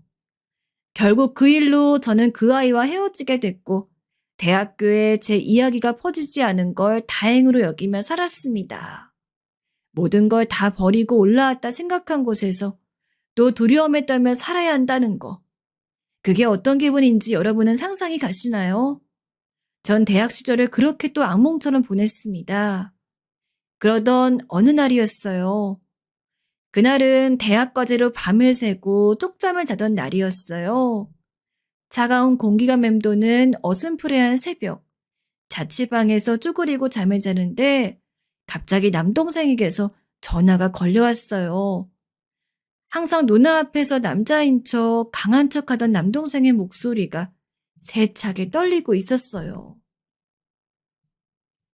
누나, 엄마가 심장이 쿵쿵 뛰기 시작했습니다. 그리고 들려온 말은 엄마가 추락사고로 응급실에 있다는 것이었습니다. 전 전화를 끊자마자 지갑 하나만 달랑 들고 다급히 고속버스 터미널로 달려가 표를 끊었습니다. 그 뒤는 어떻게 병원까지 갔는지 기억이 나지 않아요. 그저 뭔가에 홀린 기분으로 병원에 도착하고 붕대로 머리에 동여매고 있는 엄마를 마주한 순간 지금까지 간신히 붙잡고 있던 끈이 끊어진 기분이 들었던 것만 기억이 나요. 우리 딸 왔어? 엄마는 당신의 아픈 눈을 애써 치켜뜨며 저를 돌아보았습니다. 엄마의 얼굴을 본 건 5년 만이었습니다. 엄마. 오랜만에 보는 엄마는 참 많이 늙어 있었습니다. 세월이 엄마를 힘들게 했는지, 고통이 엄마를 허물어 버렸는지, 엄마의 머린 백발이 되어 있었고, 간간히 주름졌던 손은 이제 주름으로 메어져 있었습니다. 놀랐지? 엄마의 말에 전 그제야 천천히 엄마 곁으로 자리 옮겨 엄마를 내려다보았습니다. 하지만 제 입에서 내온 말은 서늘하고 딱딱하기 그지없었죠. 어떻게 된 거야? 또 그놈의 귀신이야? 엄마는 지그시 두 눈을 내리감았어요. 생각하기도 싫은 일을 떠올리는 듯 엄마의 미간에 주름이 잡혀 있었습니다. 순간 제 속에서 깊은 울분이 올라왔어요. 진짜 짜증난다. 제 못된 말을 듣지도 못한 건지 엄만 제 손을 잡기 위해 링거가 꽂힌 손을 더듬거렸습니다. 저는 그 손길을 피했습니다. 괜히 왔어. 수연아, 미안한데 나 가봐야 해.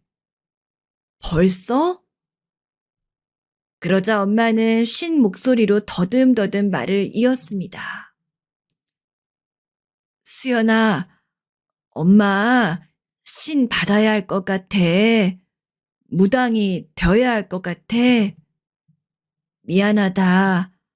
엄마는 그래야 할 것 같아. 결국 일어날 일이 일어나는구나. 예상한 일이었습니다. 전 아무 말 없이 돌아섰습니다. 하지만 돌아서면서도 전 엄마의 얼굴이 눈에 자꾸 밟혔습니다. 움푹 팬 두 눈과 눈가 아래 검은 그림자, 쪼글쪼글해진 손. 그간 얼마나 커다란 고통이 엄마를 스쳐 지나갔는지, 얼마나 고된 삶이 엄마를 괴롭혔는지 알 것 같았습니다. 생각하자 제가 너무 못된 딸 같다는 생각에 미칠 것 같은 괴로움이 밀려 들어왔어요. 저는 그 고통을 피하고자 집으로 다시 돌아가는 내내 중얼거렸습니다. 괜히 왔다고, 오는 게 아니었다고, 헛수고했다고. 엄마는 그 이후에 퇴원을 하고 무당집도 차렸지만 모두 남동생으로부터 소식을 들었을 뿐 엄마는 제게 직접 연락하지 않았어요. 전 엄마와 연 끊은 딸이란 역할에 덤덤해지려 노력했습니다. 어떤 고통도 아픔도 두 번, 세 번 겪다 보면 익숙해질 걸 믿었으니까요. 그리고 저는 대학을 졸업하고 직장에 들어가 일에 치여 있을 때쯤 진심으로 온 마음을 다 줄 수 있는 한 남자를 만났습니다. 직장 동료로 만났지만 만난 날부터 그는 제게 다정하고 다감했고 친절한 사람이었습니다. 제게 친절하지 않았던 세상에서 유일하게 다른 색을 뿜어내고 있던 사람이었죠. 저는 빠른 속도로 그 사람에게 빨려 들어갔고 그 사람 역시 기적처럼 제게 마음을 주었어요. 남자친구와의 연애는 무탈했고 알콩달콩했던 연애는 깊은 연애로 이어지면서 저희는 무려 5년을 사귀게 되었습니다. 그런데 그쯤 되자 생각하던 것보다 조금 빠르게 남자친구가 결혼 얘기를 꺼냈어요. 결혼을? 우리 아직 모아놓은 돈도 부족하고 조금 빠르지 않을까? 마르긴, 우리가 벌써 5년을 만났는데? 우리 예전에 말했던 대로 조그마한 집에서 시작하고 아끼면 살면 되잖아. 왜 그래? 혹시 너는 나랑 결혼 생각 없었던 거야? 나만 들떴던 거야? 남자친구의 실망한 얼굴이 눈앞으로 다가왔습니다. 아니, 그게 아니고, 저는 거기서 더 말을 잇지 못했어요. 결혼이라는 건 둘만 좋아서 하는 게 아니잖아요. 집안끼리의 결합인데, 그러려면 이제 남자친구에게도 숨겨왔던 엄마 얘기를 했어야 하니까요. 남자친구는 제가 대답을 주지 않자 나름대로 오해를 해버렸고, 저는 결국 그의 마음을 돌리고자 처음으로 울면서 엄마 얘기를 했어요. 우리 엄마 무당이야. 그래서 너랑 결혼 못하겠다는 거야. 너네 엄마가 무당 딸을 어떻게 며느리로 받아주겠어? 나 상처받기 싫어. 그때 남자친구의 반응이 참 기억에 남는데요. 남자친구는 절 따스하게 안아주며 이렇게 말했어요. 내가 사랑하는 건 너고 너의 엄마가 무당이든 귀신이든 간에 그런 건 상관이 없다고. 오히려 널 낳아주신 분이니 감사하다고 했어요. 전 그 말을 듣고 목 놓아 펑펑 울었습니다. 그동안 묵혀왔던 서러움이 폭발이라도 한 것처럼 울고 또 울면서 남자친구를 꽉 안았어요. 하지만 결혼을 염두에 두었던 우리의 연은 결국 거대한 벽에 부딪히고 말았습니다. 예상했지만 남자친구의 엄마였습니다. 미안하지만 얘야, 난 너 같은 애랑 결혼시킬 수 없어. 우리 성현이 외동이야. 너도 귀하게 자랐겠지만 우리에게도 너무 귀한 아들이야.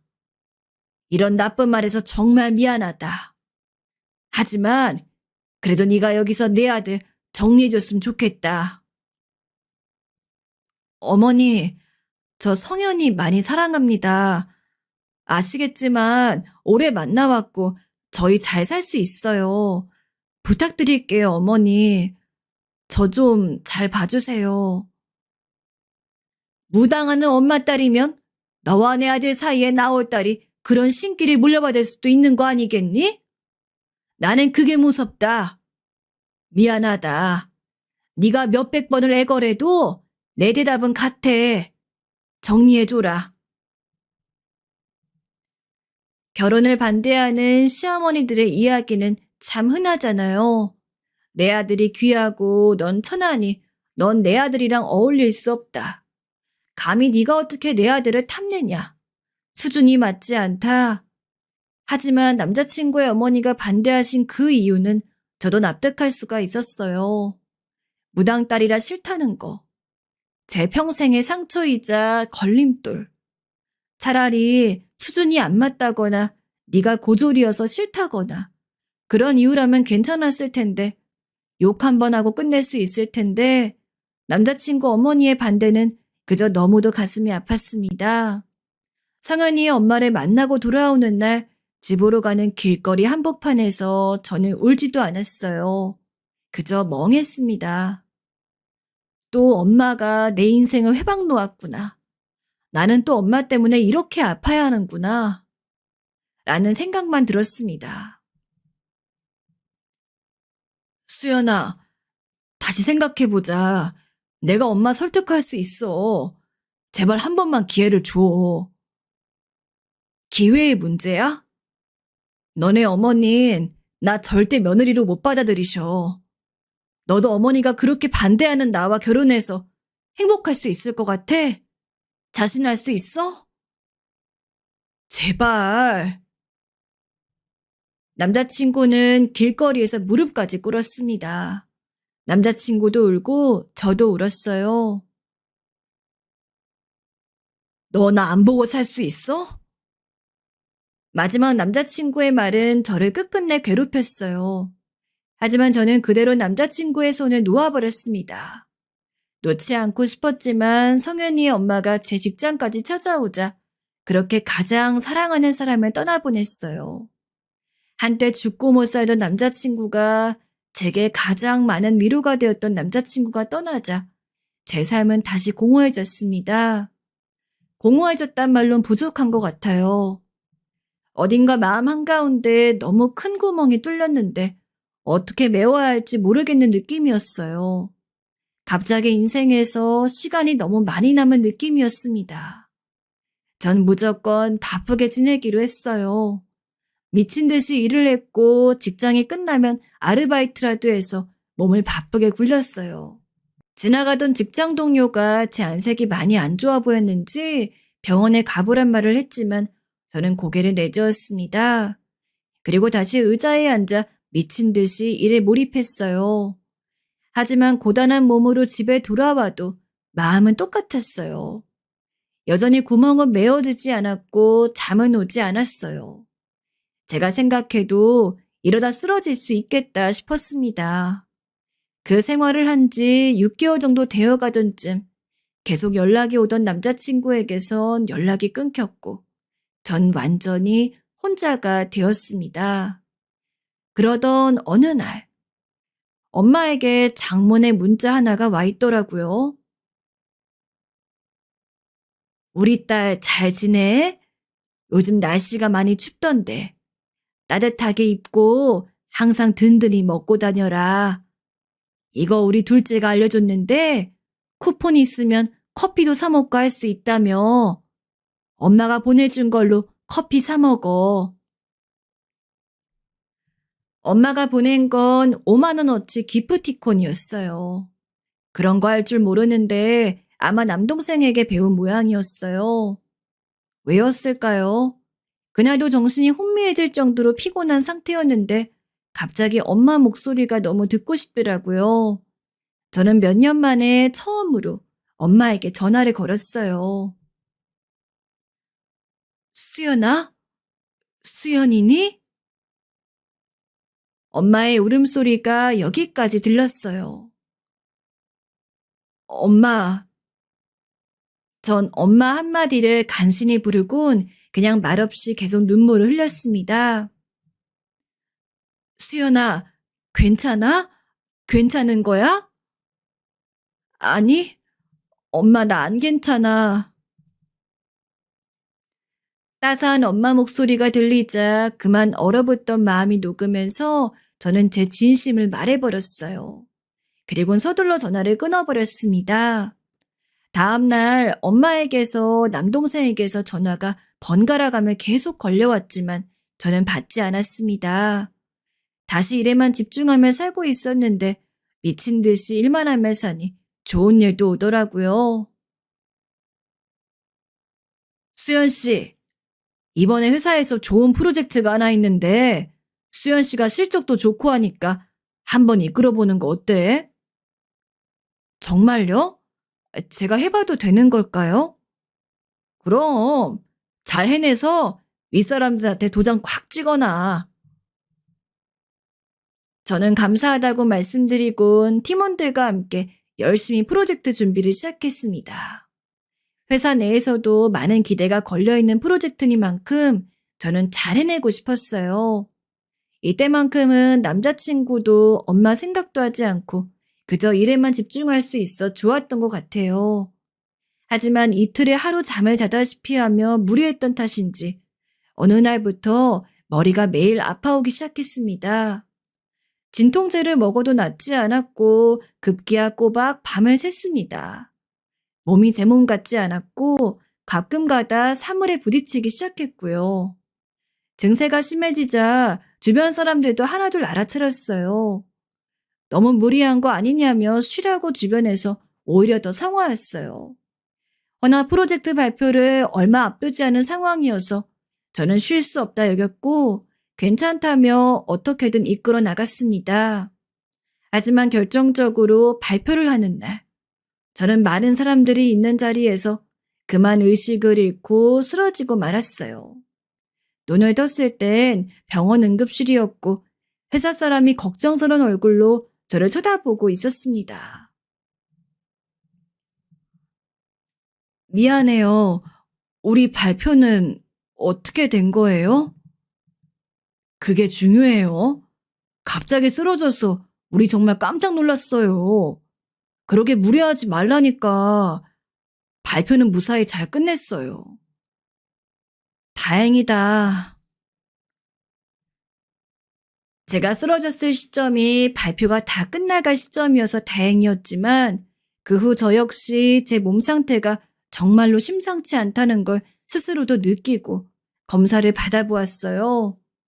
아무 일 아닐 거야, 별일 없을 거야라고 생각했는데 하지만 저는 인생이 정말 마음대로 되지 않는다는 걸 다시금 체감했습니다. 선생님께서 도저히 받아들일 수 없는 말을 던지셨어요. 뇌종양이 재발했습니다.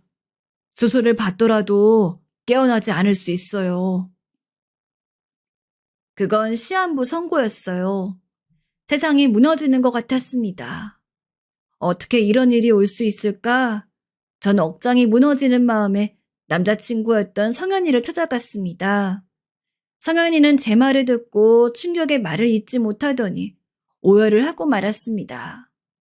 저도 성현이 품에서 마음 놓고 울었고 다가오는 막막함에 이 두려운 현실을 어떻게 받아들여야 할지도 생각했습니다. 그 뒤 남자친구와 다시 재결합하게 되며 성현이는 계속 제 옆에 있어 주었어요.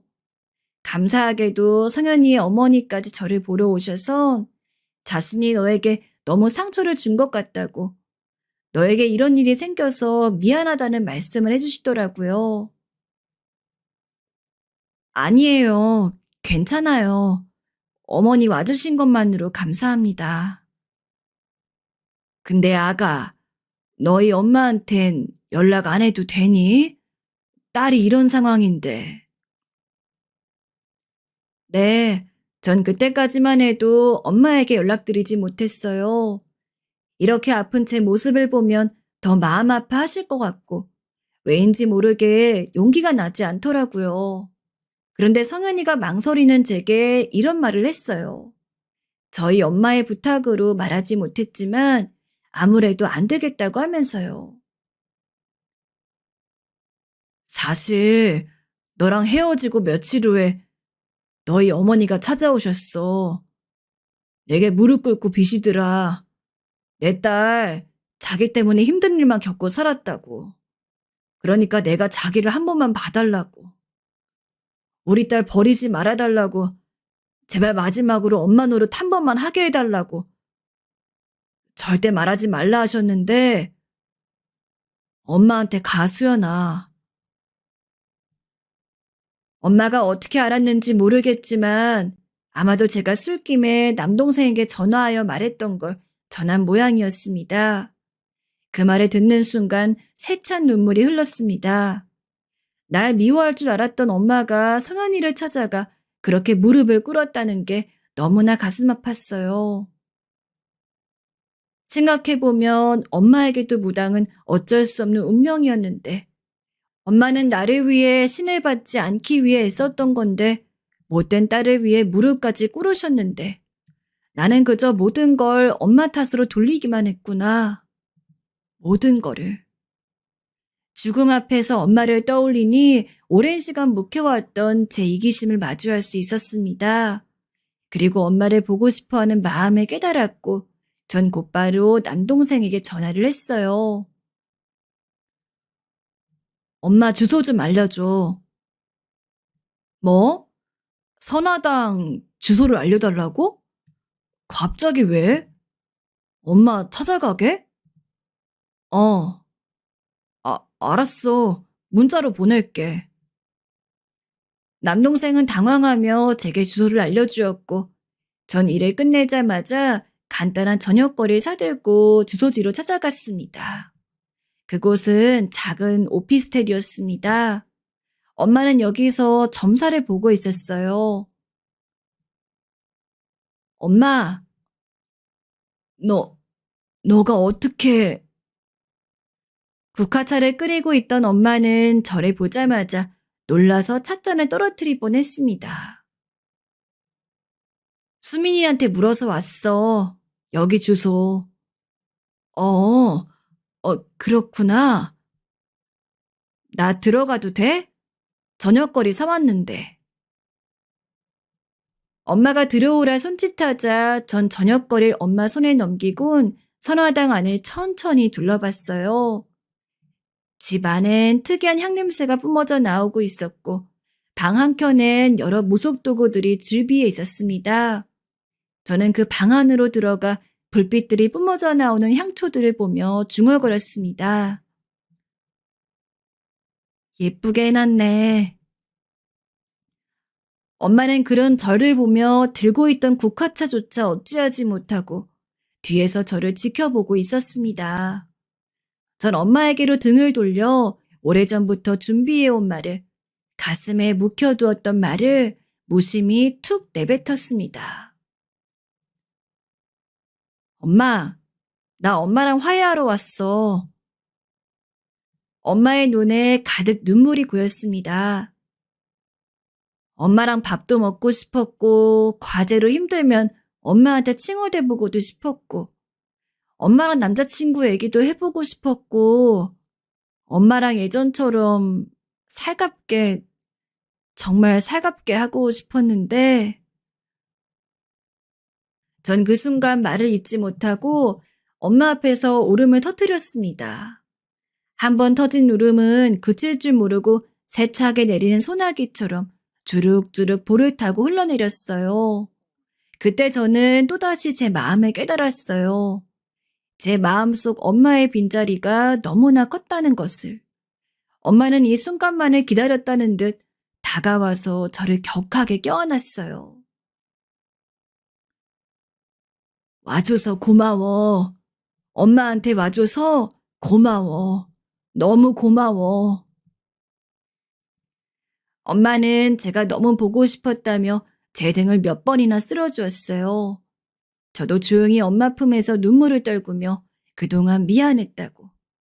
무엇보다 자식으로 주지 말아야 할 상처를 줘서 진심으로 미안했다고 고백했습니다.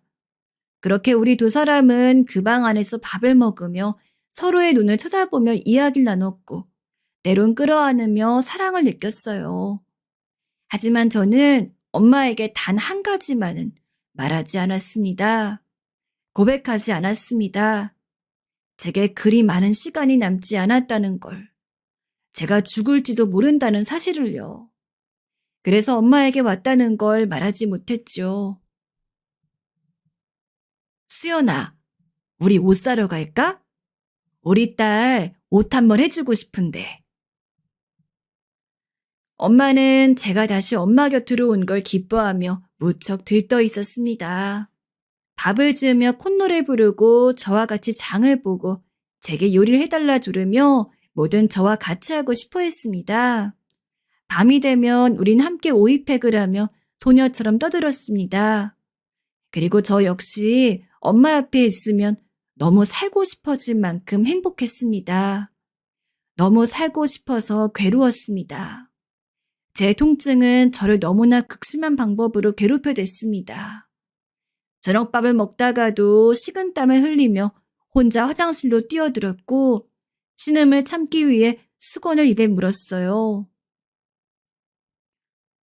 수연아, 화장실에서 왜 안 나오니? 무슨 일 있어? 아니에요, 엄마. 별일 없어. 엄마에겐 어떻게든 숨겼어요.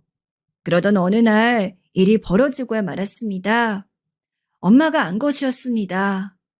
제가 남동생에게만 이것을 고백했던 게 화근이었어요. 남동생이 더 이상 이 비밀을 숨기지 못하고 술에 잔뜩 취해 누나가 병에 걸렸다고 죽을 작정이라고 엄마에게 말을 해버린 것이죠. 어떻게 말 안 할 수가 있어? 어떻게 그런 걸 숨길 수 있어? 엄마는 무너졌습니다. 정말 무너졌단 표현이 맞을 겁니다. 엄마의 손이 벌벌 떨렸고 두 눈에서 눈물이 뚝뚝 떨어졌어요. 엄마의 눈물을 보자 가슴이 아파왔습니다. 엄마는 제 어깨를 정신없이 뒤흔들었어요. 엄마의 반응은 제 생각보다 더욱 격했습니다. 엄마, 엄마, 나 괜찮아. 제가 애써 입술을 열어 엄마를 위로하려 했지만 엄마가 꺼낸 말은 다른 말이었어요. 수술 받자. 수술 받으면 나 못 깨어날지도 몰라. 엄마, 나 무서워. 그래도 하자. 그래도 받자, 아가. 신이 널 살려줄 거야. 내가 널 못 보냈는데 어떻게 신이 널 거두어가. 받자. 엄마가 이겨. 그깟병 엄마가 이긴다고. 엄마. 엄마는 계속 저를 설득했습니다. 남동생도 마찬가지였습니다. 처음엔 저는 싫다고 조금이라도 살다 가겠다 우겼지만 두 사람은 제가 살 것을 믿었습니다. 그렇게 저는 두 사람의 끈질긴 설득으로 결국 수술대 위에 올랐어요. 하지만 저는 수술실로 들어가기 직전까지도 만에 하나라는 경우를 빼놓을 수가 없었습니다. 그래서 엄마에게 마지막 고백을 했습니다. 엄마, 내 엄마로 있어줘서 고마웠어. 만약 있잖아, 내가 못 깨어나게 된다 해도 그런 말은 하지 마. 아냐, 해야겠어. 그런다 해도 나 영원히 엄마 딸이야. 엄마는 영원히 나의 엄마이고. 그리고 저는 마취에 들었고 아주 오랜 잠을 자다 일어났습니다. 그리고 여러분도 예상하시겠지만 기적은 일어났습니다. 전 살아났습니다. 이렇게 글도 쓰고 있고요. 전 죽음 앞에서 엄마와 화해했고 또 엄마의 힘으로 수술받을 용기를 낼 수 있었습니다. 혼자 살 수 있는 세상은 없는 것 같습니다. 전 오래도록 혼자 아등바등 어떻게든 살려 애썼던 것 같았어요. 하지만 생각해보면 사실 전 정말 혼자였던 적이 없었습니다. 저의 평안을 위해 매일 밤 기도해 주시던 엄마가 있었으니까요. 또 이젠 제 남편이 된 남자친구가 힘든 시기를 함께 해주었으니까요. 그들에게 고마운 마음을 전하고자 그리고 절 살려주신 엄마에게 저의 사랑을 고백하고자 사연을 보내게 되었는데 막상 써보니 제 얘기를 꺼내는 게 쉽지 않았네요. 지금까지 들어주셔서 너무나 감사하고 여러분도 오늘 하루 부디 소중한 사람과 함께 소중한 시간 보내시길 바랍니다.